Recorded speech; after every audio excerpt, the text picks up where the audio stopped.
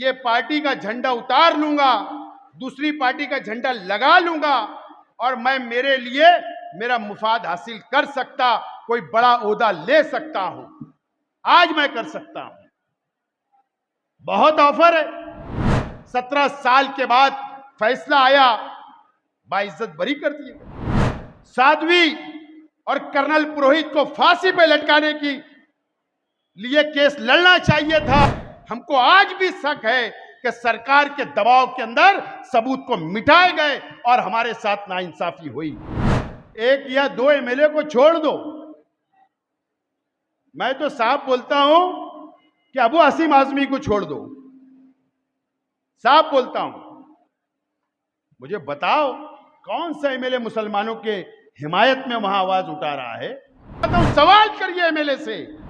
तो बोले हम हाईकोर्ट जाएंगे। मुझे बताइए कौन सी हाईकोर्ट के अंदर पिटीशन गई? कोई सवाल करने वाला नहीं, कोई पूछने वाला नहीं। इलेक्शन आ रहा है, फिर इस्लाह माशरा के नाम पर जलसे शुरू हो जाएगी। अब मेरा इम्तिहान मत लो, मैं मेरी जान हथेली पे लेकर बाहर निकलता हूं।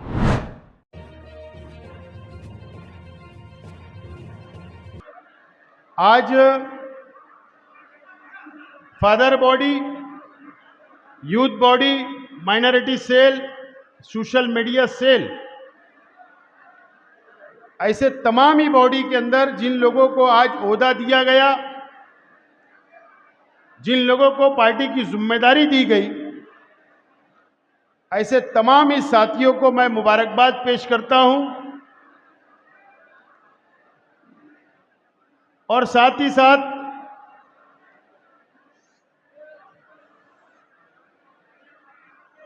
एक नई मंजिल के लिए, नए रास्ते के लिए, आप लोगों के लिए नए ख्वाहिशात पेश करता हूं, इस उम्मीद के साथ कि आप मालेगांव शहर में आप जिस पार्टी का आज आपको जिम्मेदारी दी गई, जिस पार्टी का ओहदा आपको दिया गया, वो हिंदुस्तान की तारीख में यह हमारा मस्जिद और मीनारों का शहर और यह हमारा तारीखी शहर में हमारी पार्टी की पहली जिम्मेदारी आप लोगों को दी जा रही है, इस उम्मीद के साथ कि इंशाअल्लाह आप लोग के ऊपर जो जिम्मेदारी दी जा रही है, एक बहुत बड़ी जिम्मेदारी दी जा रही है। आप इसको मामूली ना समझे।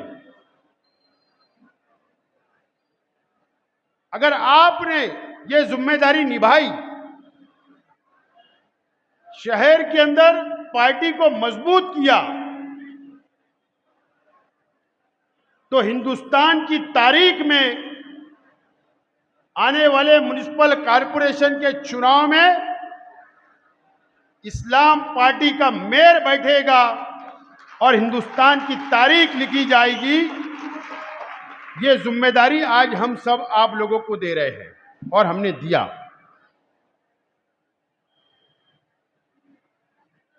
और मुझे उम्मीद है कि आज जिस तरीके से आप लोग एक नए जज्बे के साथ, एक हौसले के साथ आज आप लोग यहां पर आए अपनी जिम्मेदारी को संभालने के लिए, मुझे उम्मीद है कि यहां से जाने के बाद हर गली में, हर चौक चौराहों पर, अपने अपने इलाकों के अंदर पार्टी का तंजीमी ढांचा आप लोग मजबूत करने का काम करेंगे।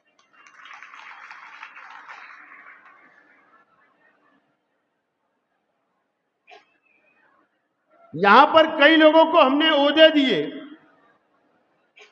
जो मालेगांव शहर के लिए नहीं, बल्कि मालेगांव शहर के बाहर भी कुछ जिम्मेदारियां हमने दी है। ऑब्जर्वर बनाया है। कई लोगों को हमारा एडवाइजर बनाया, सरपरस्त हमने बनाया। कई लोगों के साथ, कई साथियों को बाहर के शहरों की जिम्मेदारी भी हम देने वाले हैं और हमने आज उन लोगों को जिम्मेदारी सौंपी है। मैं आज तमाम ही ओहदेदारान को, चाहे वो छोटा वर्कर हो, चाहे वो जिम्मेदार हो, मैं तमाम ही मेरे साथियों को यकीन दिलाना चाहता हूं कि मैं इस पार्टी को बढ़ाने के लिए, पार्टी की तंजीमी ढांचे को मजबूत करने के लिए मैं मेरा अकेला फैसला नहीं लूंगा, डिक्टेटरशिप नहीं करूंगा, बल्कि आप लोगों के सलाह मशवरे से ये पार्टी को बढ़ाने का काम करूंगा। इस बात का मैं आज आप लोगों से वादा करता हूं और खास तौर पर शेख रशीद साहब के तमाम ही जो दोस्त है, जो शेख रशीद साहब के साथ साना बसाना चले, जल्द ही मैं उनकी मीटिंग लेकर एक मजबूत लाएमल हम लोग तैयार करने की हम लोग कोशिश करेंगे। असेंबली का इलेक्शन हम हारे, आप लोगों ने, हम लोगों ने मेहनत की,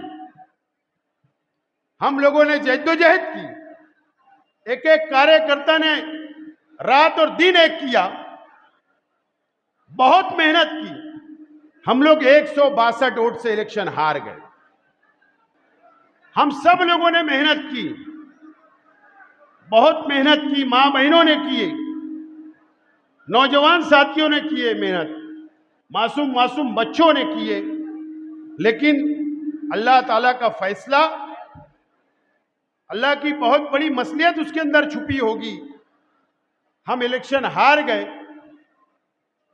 हम 162 से इलेक्शन हार गए। अब असेंबली का इलेक्शन 4 साल के बाद आएगा। 4 साल, कल क्या होगा? हम जो लोग आज बैठे हैं, कौन जिंदा रहेगा, कौन मर जाएगा, कोई गारंटी नहीं ले सकता है। अब 4 साल किसने देखा? लेकिन अल्लाह ताला हम लोगों को जितनी भी जिंदगी दी, हमारी भी मौत लिखी है, एक दिन दुनिया से जाना है। हमारा ईमान है, हम मुसलमान हैं, हमारा ईमान है कि जो शख्स दुनिया में आया उसको एक दिन दुनिया छोड़कर जाना है। यह हमारा मजबूत ईमान है।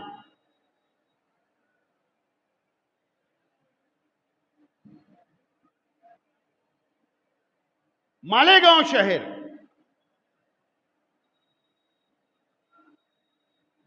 आज के हालात, इस महाराष्ट्र के हालात, इस मुल्क के हालात और खास तौर पर इस शहर के हालात से आप वाकिफ है, आप समझ रहे हैं ये शहर को। कसम खुदा की बोलता हूं दोस्तों,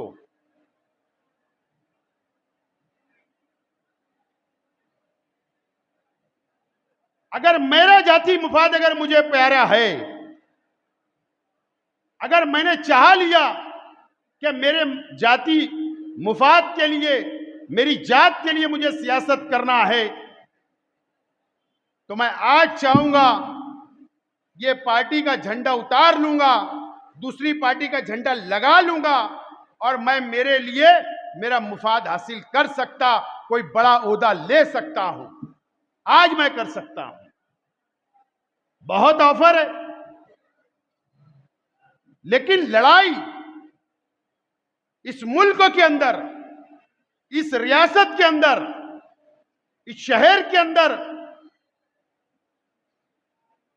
जो लड़ाई चल रही है, जो संघर्ष चल रहा है, एक सोच की लड़ाई है, एक विचारधारा की लड़ाई है। दो सोच है, दो सोच में से एक फिरका परस्त सोच है, एक सेकुलर है। फैसला करना है कि कौन सी सोच के साथ रहना है, या फिरका परस्तों के साथ, या सेकुलर पार्टियों के साथ, या सेकुलर सोच के साथ रहना, यह फैसला करना है। मैंने फैसला किया कि मैं सरकारी पार्टी के साथ नहीं रहूंगा।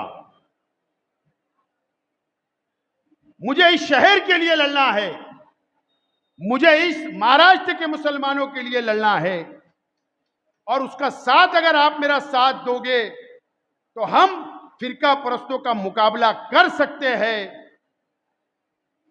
यह सोच लेकर आज आपको बाहर जाना है, यह सोच लेकर बाहर जाना है। क्या हुआ मुझको बताइए आप,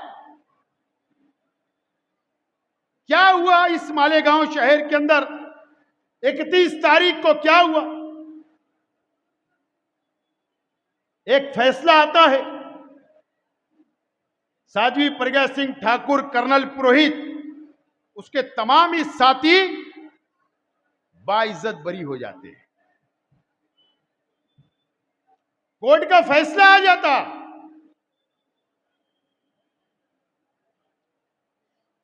भिक्खू चौक का जो ब्लास्ट हुआ, उसमें बच्चे भी थे, बूढ़े भी थे, शहीद हो गए, दुनिया से चले गए। उनका खून आज भी हमारी आंखों के सामने है, उनकी लाशें आज भी हमारी आंखों के सामने है। 17 साल के बाद फैसला आया, बाइज्जत बरी कर दिए गए। बहुत अफसोस की बात है, बहुत अफसोस की बात है। ठीक है, हम कानून को मानते हैं, हम कोर्ट को मानते हैं, हम संविधान को मानते हैं, हम आदर करेंगे, लेकिन इस देश की एजेंसियों के ऊपर अब हमको भरोसा नहीं है।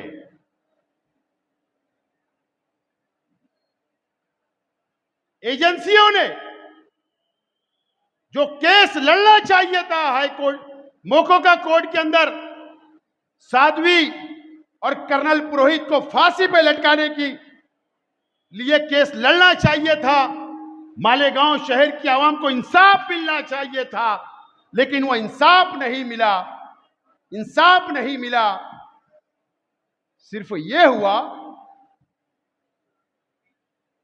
कि मेरे जैसे शख्स, शहर में बहुत सारे सियासी लोग हैं, अखबारात के अंदर बयान छप गया, यूट्यूब के ऊपर बयान आ गया, उसके बाद वक्त तो गुजर गया ना, हो गया, 8-10 दिन चला गया। क्या वजह है कि इंसाफ के लिए कोई लड़ने के लिए तैयार नहीं है, सरकार के खिलाफ कोई बोलने के लिए तैयार नहीं है, एजेंसियों के खिलाफ लड़ने के लिए कोई तैयार नहीं है।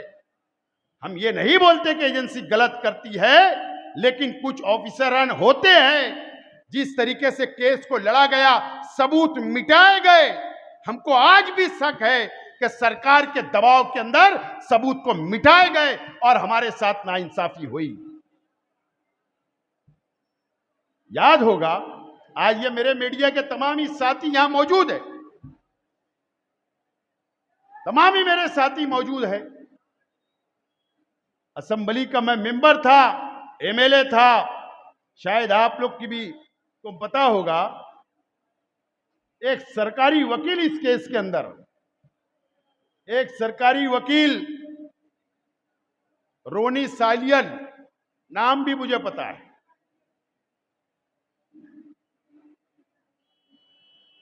सरकारी वकील जो हमको इंसाफ दिलाने के लिए केस लड़ रही थी, वो सरकारी वकील रोनी सालियन ने इस्तीफा दे दिया और ये बयान दिया था कि सरकार का मुझ पर दबाव आ रहा है,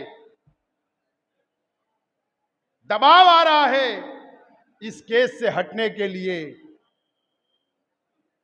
और उस वक्त मैं एमएलए था, उस वक्त महाराष्ट्र की असेंबली का इजलास चल रहा था, और उस वक्त असेंबली के अंदर खड़ा रहकर मैंने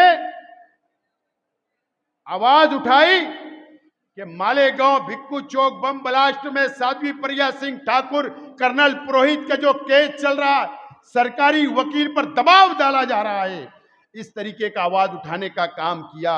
लेकिन अफसोस कि इस मालेगांव शहर की आवाम को इंसाफ नहीं मिला, और हमारे दोनों नुमाइंदे आज भी खामोश है, और ना उन्होंने कल भी असेंबली में आवाज नहीं उठाई, और ना पार्लियामेंट के अंदर भी आवाज नहीं उठी। ये अफसोस और शर्म की बात है दोस्तों। कौन लड़ेगा बताइए मुझे? एक मजदूर जाकर लड़ेगा, एक गरीब जाकर लड़ेगा, एक छोटा मोटा धंधा करने वाला इनसे लड़ेगा? कौन लड़ेगा? ठीक है, मेरे परिवार से कोई शहीद नहीं हुआ, यहां बैठे होंगे उनके परिवार से कोई शहीद नहीं हुआ, लेकिन अगर इंसाफ के लिए हम लोग नहीं लड़े तो याद रखना, इस तरीके से अगर नाइंसाफी हमारे साथ होगी तो कल हमारे अपने परिवार के लोग भी महफूज नहीं रहेंगे। ये बात याद रखना। आप डरे हुए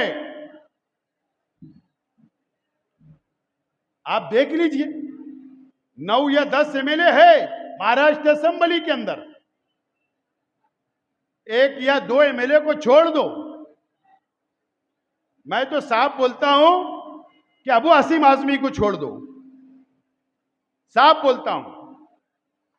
मुझे बताओ कौन सा एमएलए मुसलमानों के हिमायत में वहां आवाज उठा रहा है? कौन सा एमएलए फिरका परस्ती के खिलाफ आवाज वहां उठा रहा है? बताइए मुझे, सवाल है मेरा।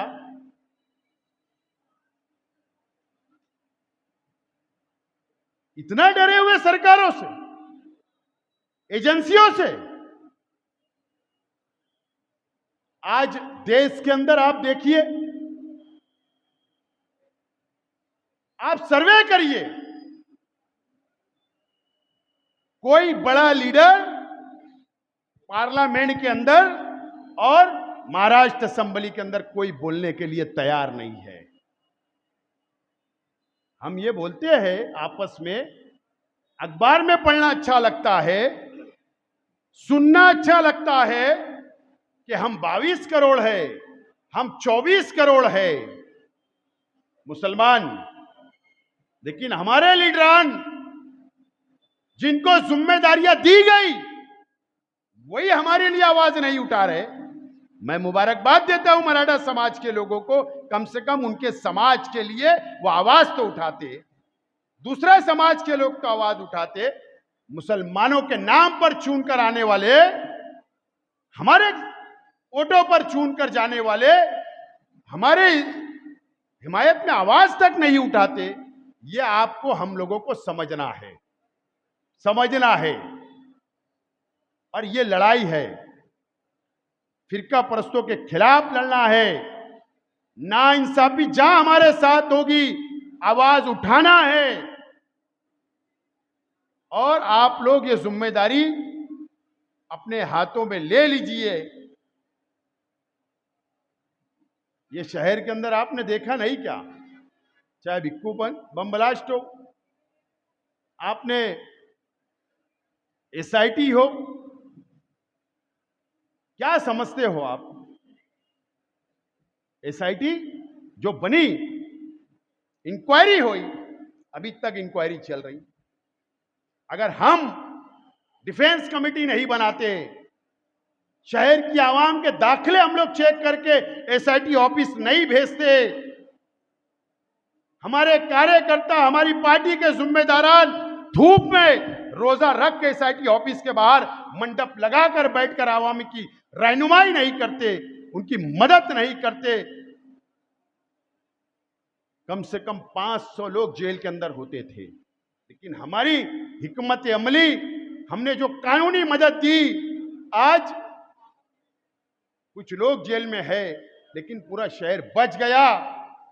ये हमने काम किया है। मुझे बताओ कौन सी पार्टी ने किया, बताइए मुझे।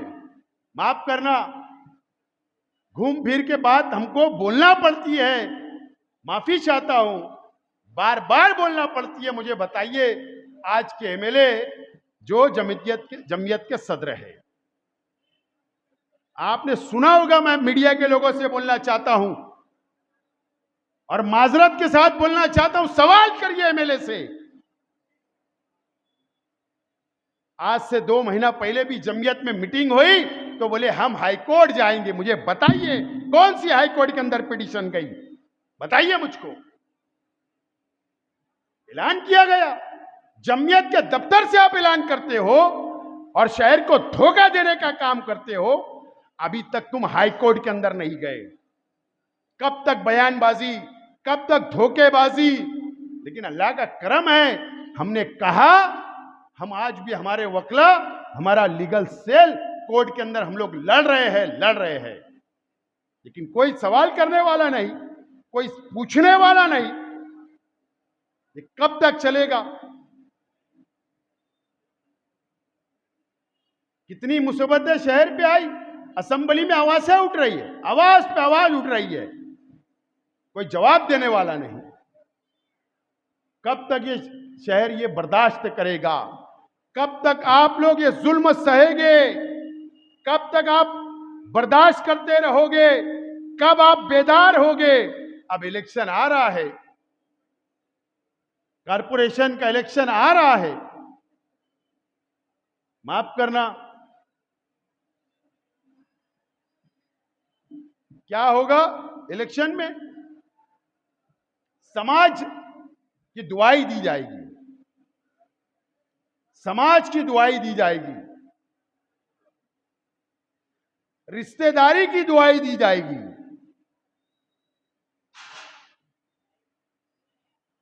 दोस्तों की दुआई दी जाएगी,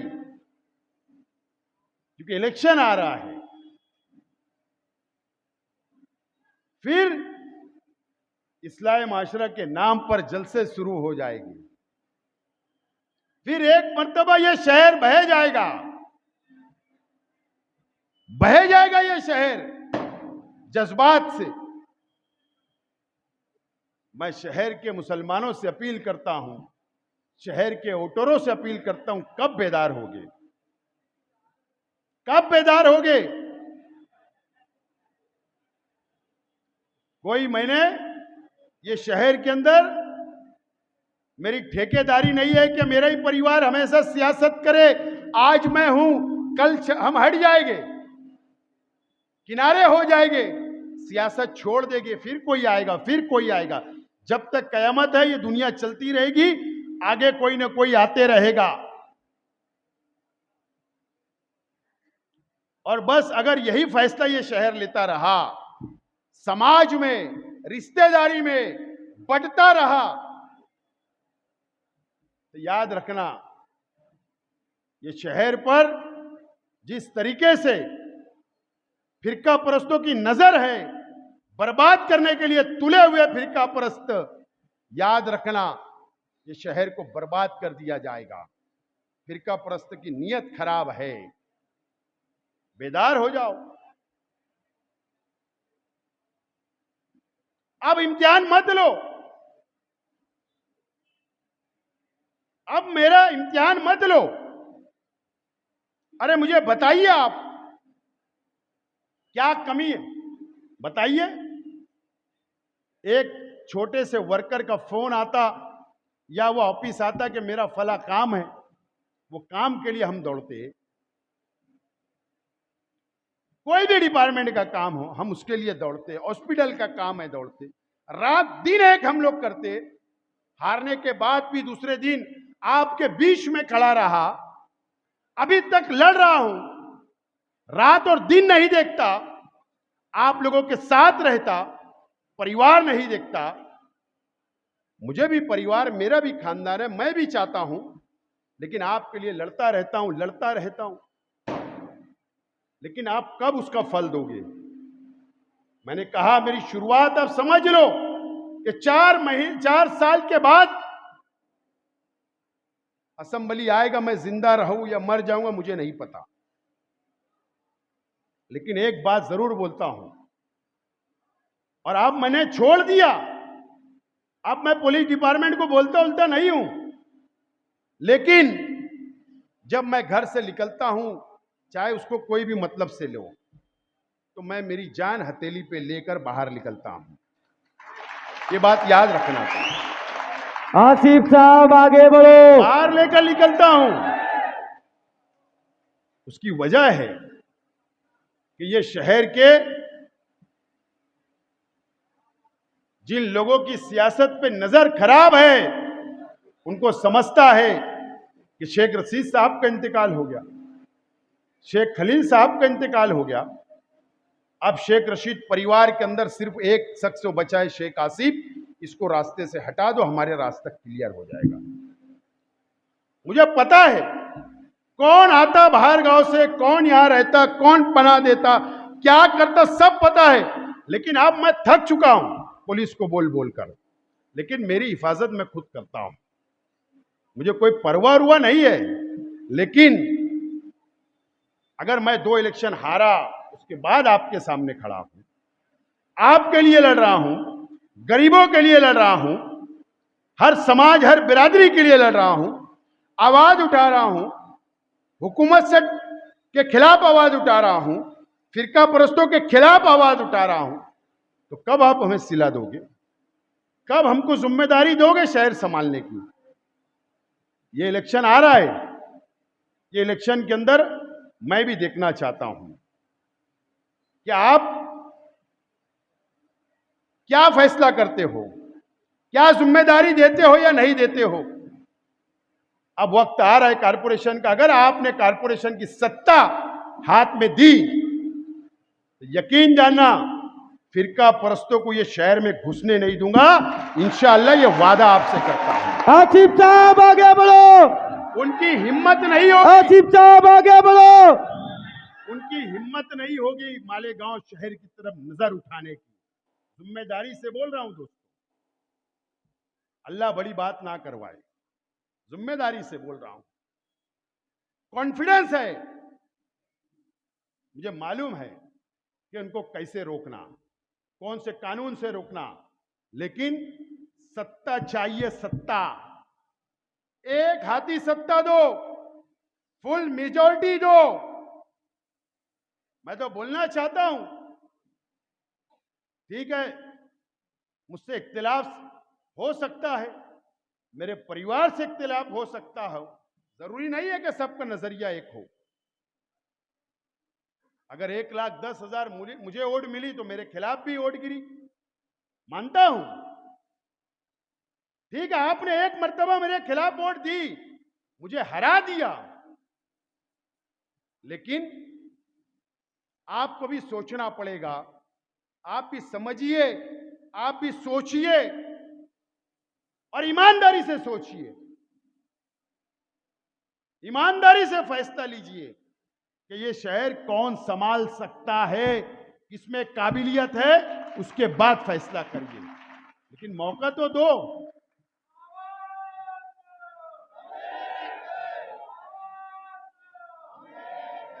मौका तो दो, एक मर्तबा आजमा कर तो देखो ये शहर कैसे संभाला जाता। और हमारे ये मत समझा करो कि ये सिर्फ मालेगांव शहर है, ये 5 जिला है ना, तुम्हारे पे फक्र करता है, फक्र करता है, तुम्हारे से उम्मीद है कि तुम उनको संभालोगे। देहातों के लोगों को, ताल्लुके के लोगों को, मुसलमानों को आपसे उम्मीद है, लेकिन अगर हमारे शहर के अंदर ऐसी क़यादत हो जो हमारे शहर के लिए, इंसाफ के लिए आवाज नहीं उठाती, तो बाहर के लोगों की क्या उम्मीदें हो, ये सोचना पड़ेगा। और आज मुझे उम्मीद है इस शहर की आवाम से कि आने वाले कॉरपोरेशन के चुनाव में ना कोई बिरादरी, ना कोई समाज, ना कोई रिश्तेदारी मत चलने दो। क्या होता है, माफ करना, झोपड़पट्टियों के अंदर जब कारपोरेशन का चुनाव आता तो ये दुआई दी जाती कि यार हमने असेंबली में बोले क्या, तुमने तो शेख आसिफ का काम किए ना, अब तो हमारा इलेक्शन है ना। लेकिन क्या होगा, चलो मुझे बताओ, 1,000 देगा, 2,000 देगा, 5,000 देगा, एक दिन चलेगा, 2 दिन चलेगा, 5 साल का तुमको फैसला करना होता है। लेकिन अगर तुम्हारी हार भूल गए होगे असेंबली की, अगर तुम हार भूल गए होगे तो वोट दे देना सामने, और अगर हार याद होगी तो उनकी जगह तुमको बताना पड़ेगा। ये बात मैं बोलता हूं, सब छोड़ दो। मुझसे नाराजगी है, मेरे पास आके नाराजगी जाहिर कर दो, लेकिन रास्ते पे मत लाओ। एकजुट होकर, हम बहुत करीब है सत्ता के, बहुत करीब है दोस्तों। इंशाअल्लाह अगर आपका साथ रहा, आपने तय कर लिया ये 3-4 बातें, तो हमको सत्ता से कोई नहीं रोक सकता। और मैं बार बार बोल रहा हूं, बार बार बोल रहा हूं, एक हाथी सत्ता दो। ये दामन फैलाकर मेरे को किसी के पास मत भेजो, तो भेजोगे दामन फैला के 4 कम पड़ गए, 10 कम पड़ गए, काय को ये धंधा होना। तुम्हारे पास ताकत है, ताकत है तुम्हारे पास, क्यों मुझे झोली फैलाने लगा रहे हो? अरे सिर्फ झोली भर के कैंडिडेट को वोट दे दो, कहीं झोली फैलाना नहीं पड़ेगा, कहीं झोली नहीं फैलाना पड़ेगा। मुझे उम्मीद है, बहुत उम्मीद है, इस मर्तबा मैं मेहनत कर रहा हूं, आप मेरे साथी हो, मेरी ताकत हो, आप मेरी ताकत बनकर मेरे साथ साथ चलकर हम इस शहर के अंदर इंकिलाब लेके आओ, इंकिलाब। और मुझे उम्मीद है इस मर्तबा इस शहर इंकिलाब लाएगा।